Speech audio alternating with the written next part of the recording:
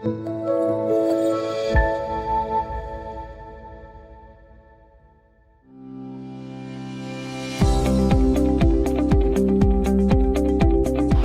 graduated from UP Tacloban. And that was the first time na ang top notcher galing sa probinsya, kaklase namin. Ang sabi niya, it is not important, everything is not important except to make a difference in this world. And the reason that I am here now is to make a difference. Thank you very much, sir, for the inspiration that you gave me and you give the students. And for others, I would like to recognize, thank you, Sir Dan, and thank you for everybody for coming here. As I mentioned to you, I'm just an ordinary person, and just a little background, more background. We own Dada's Lechon.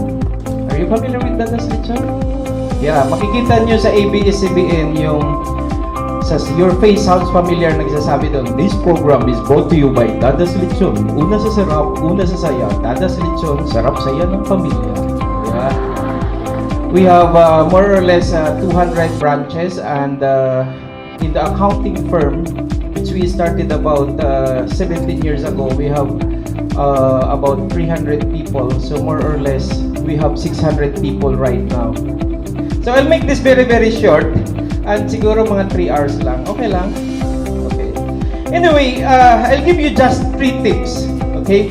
Tip number 1. My advice to you is focus on questions. When you practice, siguraduhin nyo na ang pinagpapraktisan nyo puro questions. When I started reviewing, I started reading theories, yung mga principles. And I realized na mali ang aking inumpisahan. Yung mga kabatch ko na andun na sila sa unahan, ako nag-uumpisa pa lang because I'm reading the theories. So I realized na, nag-aaral ako, yung iba mga kasama ko, nandun na sila. So, what I did was focus on the questions. Ay, talagang niremove ko lahat ng theories. Naghanap ako ngayon ng mga materials na puro questions. Why? What is the reason why puro questions? Ano ba ang laman ng board exam? Questions, di ba? And I realized that when I focus on questions, hindi na ako nag-aral ng mga theories, puro questions ang sinagutan ko. Kahit ngayon estudyante pa lang kayo, focus na yung question. I don't know, it might be sound different, but to be honest with you, that's the reason now I am wearing this pajama. I'm famous for Sison, the accountant in pajamas, and I think sir knows that one. And I always think differently. While people are thinking about this one, I am thinking differently. That is why I was focusing on my contact questions. So every day, hindi na ako nagbabasa ng theory, puro questions lang. So that's my first tip to you. The second tip is you classify the questions into 3. When you answer the question, classify it into 3. Bumili ako ng mga reviewer, and then I targeted 100 questions every day for 8 subjects. Kasi naiwan na ako yung June na month, nagbasa ako ng theory. Pagdating ng July, behind na ako. So what I did is, naghanap ako lang lahat ng questions, and I targeted, I think this is the second tip, target number of questions for every subject. I targeted 100 questions for each subject. So nung minultiply ko yon, sabi ko, I will be able to complete 17,000 questions matatapos ko during that 5 to 6 months period. And that questions is paulit-ulit lang. Nagsabi ka ng practice, paulit-ulit lang. So, every day I targeted 100 questions for each subject. 8 subjects yun. So, 800 a day. Kahit maluha-luha na ako, talagang hindi ako natutulog. Target number of questions every day. And then, third tip is basically like this one. For every question that you answer, i-mark nyo siya into 3 classification. The question can either be S, E, D. It's in here in the book. All the tips that I will be sharing with you. S, E, D. Anong S? When you answer the question, mark it if it is S. S means sure. Pag sure ka, markahan mo S. So, kahit umulan, umaraw, na-classify mo na siya as S at sure ka na tama yung sagot mo. S. Bakit? Kinakailangan i-classify.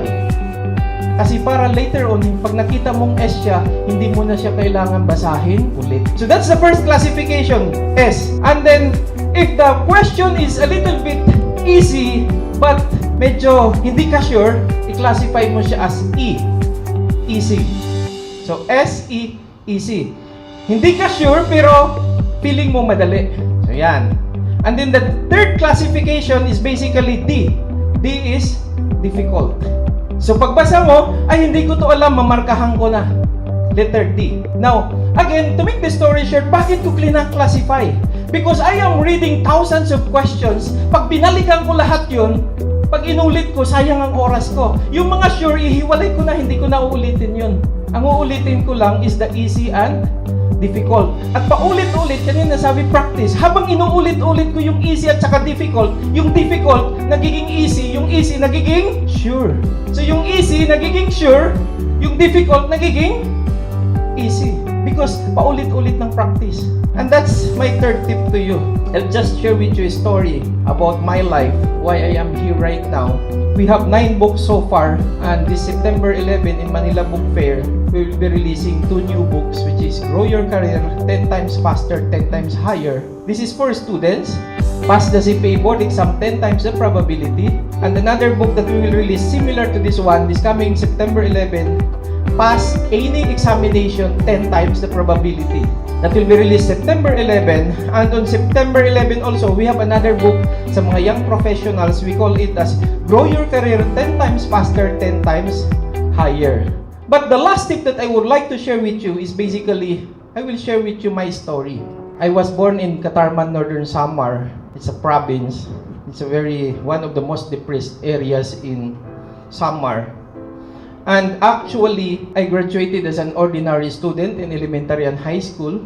And when I was in college, ako ay isang naging mabait na bata. Lahat ng bisyo, sugal, alak, sigarilyo, a little bit of drugs, and a little bit of women. To make the story short, dahil sa mga experiences na yan, parati akong nakikita ng buong school because our campus is just very small. Parati akong nakaupo sa gate under a tamarindo tree doon sa shade. Pag may dumadaan, hinihingan ko ng piso. Kaya sikat na sikat ako sa buong school. And when I was doing that, alam mo, parati akong naglalasing. At one point, bumagsak ako sa isang subject. Ang aking 5 years na course, muntik nang naging 6 years. Anyway, that's another story, but hindi ko na didetalihan yun. But the point is, I failed! Talagang for the first time in my life na nagdasal ako, everyday nandun ako sa simbahan. But the other challenge is actually what is, because dahil sa malakas akong uminom, malakas akong manigarilyo, etc., magsusugal, you know what? When I was sitting in a tamarindo tree, under the tamarindo tree, nakaganon ako, dumaan ang isang professor namin. Nang dumaan siya, siguro galit na galit sa akin. Sabi sa akin, Mr. Sison, you will not pass the CPA board exam. Nakaupo akong ganun, sabi ko, ha? Nashock ako. Tapos, sa gwapo kong to, hindi ako makakapasa? Yes, that happened to me. Ang nakala ko, nagbibiro lang ang professor ko. And when I entered the room, pag upo ko doon, inulit niya, Mr. Sison, you will not pass the CPA board exam. Sabi ko, ha? Sa gwapo kong to, hindi ako papasa. 3 times that she said it. Umabot sa point, na galit ako, I don't want to see her face. Ayoko makita siya. Talagang na-depress ako. Bumagsak na nga ako sa isang subject. Alam mo, sasabihan pa ako, hindi ako papasa sa board exam. Anong nangyari sa akin? Every time na nakikita ko siya, sinasabi ko, hindi ako papasa sa board exam, hindi ako papasa sa board exam. Every day yun na nakikita ko siya hanggang mag-graduate ako. At one point, sinabi ko sa sarili ko, you know what?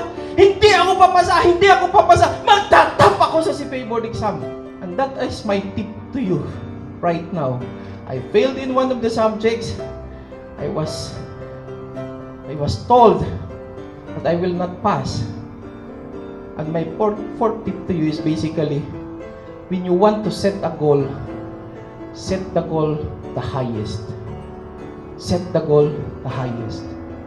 Why? Nang ginawa ko yun, you know what? Nang mag-graduate ako, pag-review ko, alam mo, pupunta ka sa room ko, mahiga ako doon, nakita ko, Sison number 1. Diba, double deck yun? Pagbukas na, pupunta ko ng siya, Sison number 1. Diba? Kahit saan ako pumunta sa buong boarding house, may Sison number 1. Yes, that was my mindset dahil sa galit na galit ako sa isang professor. And that's what happened to me. Sorry sa mga professor. But it is the reality. To make the story short, ginawa ko ng lahat ng technique. Ginawa ko lahat. And then the first pre-board, I was number 11. And everybody was surprised. Sabi nila, si Sison bagsak. Tapos ngayon, magna-number 11 sa pre-board. Sabi ko na sa inyo, gwapo ako eh. That's what happened. I set the goal very high. Why? I'll ask you a question, okay, to show to you why I set the target as very high as possible. The objective is to pass the CPA board exam, right? Oh, tatanungin ka, anong first name mo? Noel po. Noel. Neil? Noel. Parang nag-sounds rin. Okay? There are two kinds of person. The first person, sinet niya, napapasa siya sa board exam. Agree? The first person will pass the board exam. Yun yung goal niya. The second person, ang goal niya mag-top. Number 1. Huwag na tayo patumpik-tumpik. Number 1 na. Okay? First question. Sino ang mas taas ang probability na pumasa sa board exam? The first person or the second person? Since gwapo ako, sir, second person. O, palapakan natin si Noel. Gwapo siya. Nakita nyo, the higher the probability is the person who nag-ambisyon ng mas Another question. Saan or sino sa dalawa yung may high probability na mag-top? Is it the first person na nag-ambisyon ng pass the CPA or nag-ambisyon ng top? Yung nag-ambition po na maging top 1. Okay, palapakan natin si Noel. Palapakan natin. Thank you very much. If you will notice, sino sa dalawa ang may ambisyon na mataas, yun yung magtatop. And I think someone said earlier that, hey, I am praying and we are praying that in the future, one of you will be top-notchers in the CPA board exam. CEU coming from CEU. Palapakan naman natin ang sarili natin. That will happen and we are claiming it actually. When you set your goal very high. Why? Kung ang nag-ambisyon na pumasa, pag hindi siya successful, anong mangyari? Bagsak. Pero yung nag-ambisyon ng number 1, pag hindi siya naging number 1, anong possibility na pumasa? Either top-notcher or pumasa siya lang siya. Agree? Yes. And you know what? Because of that mindset, you know what happened to me? In the final pre-board, nag-number 6 ako. Everybody was surprised. Ang hinahabol ko doon, hindi lang yung pagtatap, gusto kong habulin yung balik ng tuition fee. Kasi may return of tuition fee pag nag-top ka. And everybody was surprised, paano kung naging number 6? And it is because of that mindset. Think about taking the top spot. Sir, bagsak na bagsak nga ako dito. Don't worry, I am also like that before. Ambisyon ninyo, pare-parehas kayo. Sabi nga dito, pare-parehas ang ating, pare-parehas na lahat kasi, ano ba yun? Ang tinta pare-parehas eh. So, to make this story short, what happened to me? Honestly speaking, I regretted the whole my life. After the board exam, I did not top. Why? Naging mayabang ako nung nag-number 6 ako sa pre-board. Anong sabi ko? Ay, ayoko na mag-aral. Last 2 weeks, di ba? Bago mag-board exam, ay, ayoko na mag-aral. May nagbanggit kanina na huwag kumampante. Agree? Thank you very much for that. Hindi na ako nag-aaral. You know why? Yumabang ako. Anong thinking ko? Sabi ko, kung pabagsak ako, paano na lang yung iba? Grabe, no? Kayabangan. Ganon ang thinking ko. So kaya hindi na ako nag-aaral for the last 2 weeks. My point here is basically, even if you are already there, huwag kang mayabang kasi mawawala yan. Huwag kayong kumampante. Tama? And I appreciate yung nag-comment ng ganun kanina. Thank you very much for that. Palakpakan naman natin yung nag-comment. Huwag kayong kumampante. Kahit nandun ka na, aral ka na ng aral, kahit estudyante pa lang, gawin nyo na yon. Because we have what we call as sure CPE. Student CPE. Estudyante ka pa lang, CPE ka na. Ulitin ko lang. When you take these tips, i-consider nyo yung advice nila at saka yung sinasabi ko, estudyante ka pa lang, CPE ka na. And I would like to end my talk with a story. Kasi kanina, hinatid ko yung aking anak papuntang Robinson. He is already 16 years old. And when I was driving him, may naalala ako sa kanya. When my son was 10 years old, isang gabi lumapit siya sa akin bago matulog. That was 6 years ago, 16 na siya. Lapit siya sa akin. Daddy, which one should I focus on? Should I focus on my strength? Or should I focus on my weaknesses?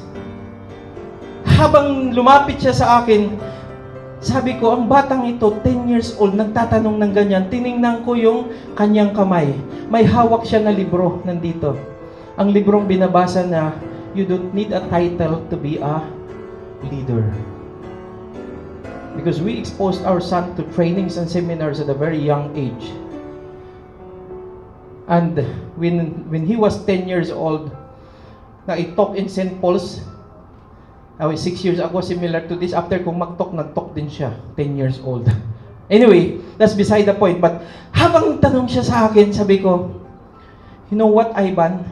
That is a very simple question, but it's very hard to answer. Paano ko ipapaintindi sa isang bata na 10 years old yung strength and weaknesses? At paano niya gamitin sa buhay niya? Kaya ang sabi ko sa kanya, I will illustrate it this way. Sabihin natin that there is a mountain, bundok bang Tagalog niyan? Sorry, waray ako. May bundok. When you are going to the top of the mountain, you need your strength. Agree? Yes or no?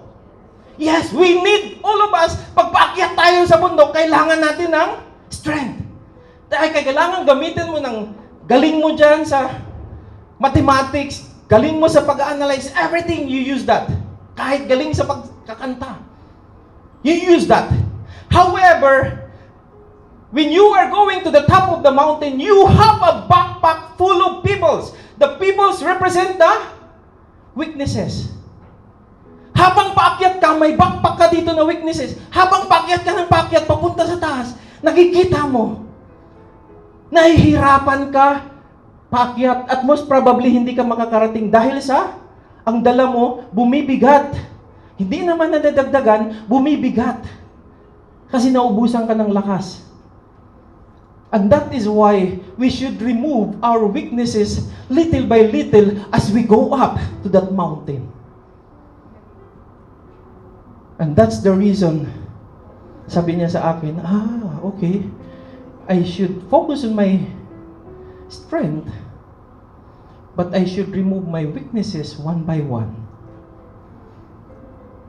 Tapos sinabi ko sa kanya, Ivan, I would like to tell you that all your strength, all your weaknesses is nothing. Kahit anong galing mo is nothing. Your real strength is know why you want to go to the top of the mountain. Ulitin ko. Your real strength, each one of us has real strength. Our real strength is what do we want to achieve and why do we want to achieve that. And that's the real strength that each one of us should have. Ulitin ko lang. It doesn't matter what kind of strength or weaknesses you have. Your real strength is what do you want to achieve and why.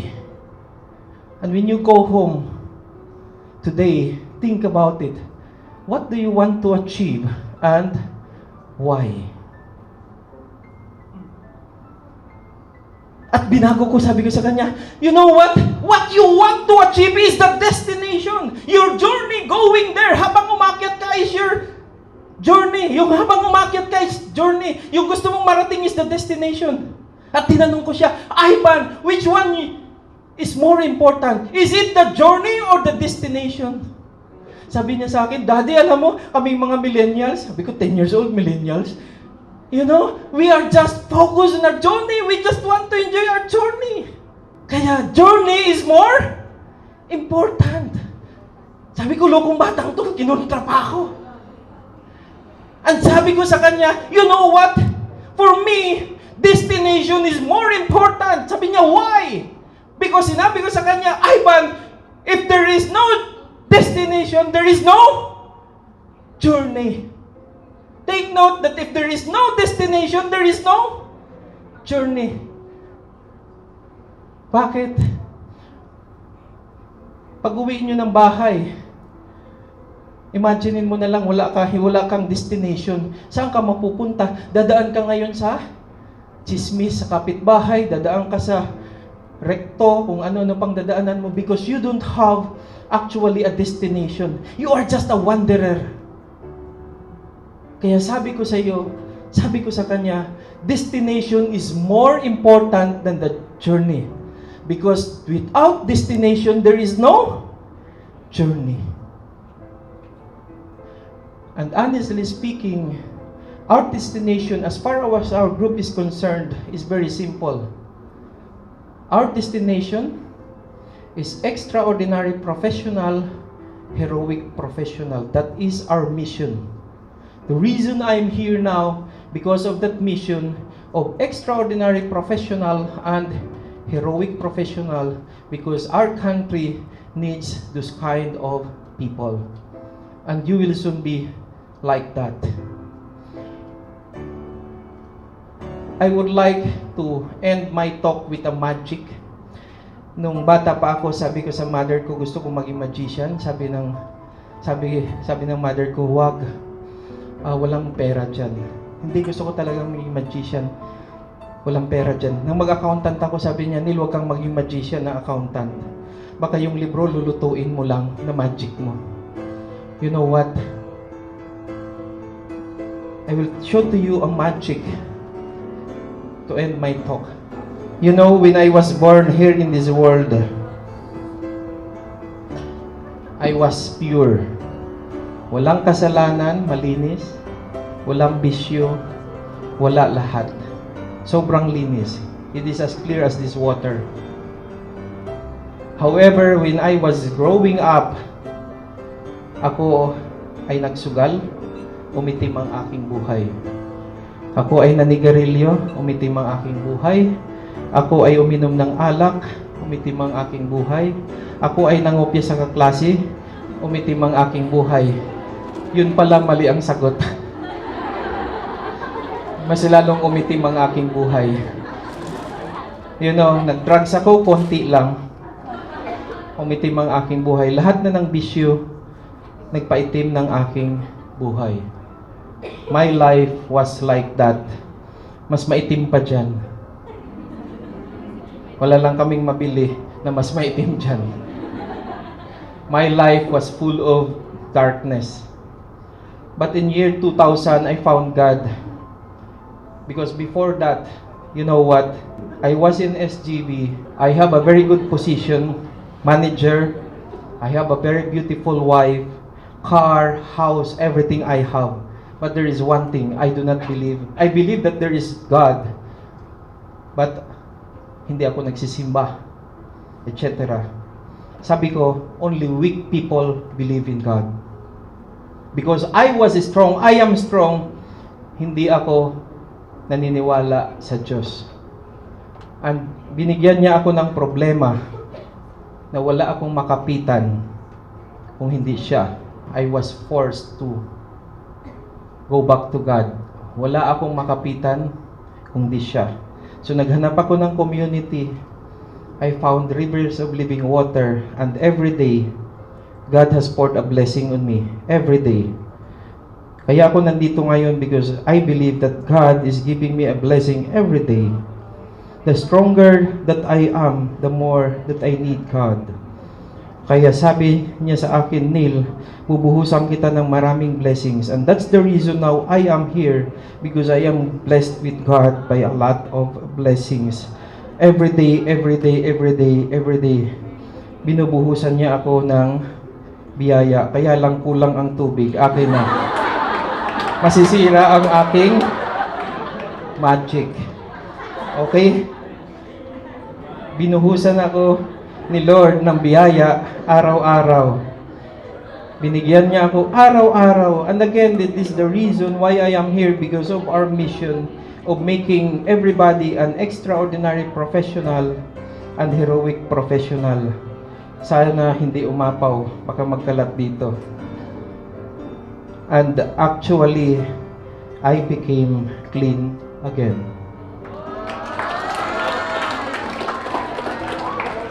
Pero nagreklamo ako. Sabi ko, Lord, nang pinanganak ako, pogi ako, gwapo ako, binabalik mo lang ako. Nagreklamo ako. Sabi niya, Neil, talagang reklamador ka. Kaya ang gagawin ko sa iyo, bibigyan pa kita ng ibang blessing. Hindi ko babanggitin ang pangalan kasi walang bayad sa akin na tang ito. Kaya, sabi niya sa akin, bibigyan kita ng blessing, lalagyan kita ng juice. Yan. Para ikaw ay magkalasa sa ibang tao. And honestly speaking, hindi nagtatapos doon. Sabi niya sa akin, Neil, hindi ka magiging masarap sa ibang tao kung hindi kita pahihirapan. Ano ba sa Tagalog yung steer? Hahaluin kita. Papahirapan kita sa buhay mo. Because without steering, hindi maghahalo ang asukal sa tubig. Papahirapan kita everyday. Ikaw na ang mabait, ikaw na ang maganda ang loob, ikaw pa ang masama. Everyday it's a challenge for you. Maraming tao kang tutulungan, kaya lang ikaw pa ang masama. And everyday that will happen to your life. Sa amin, steer yan eh. Steer. English kasi sa amin eh. Okay? I will steer you everyday. Pahihirapan kita. Hanggang sa ikaw ay maging kumpletong juice na magiging masarap sa ibang tao.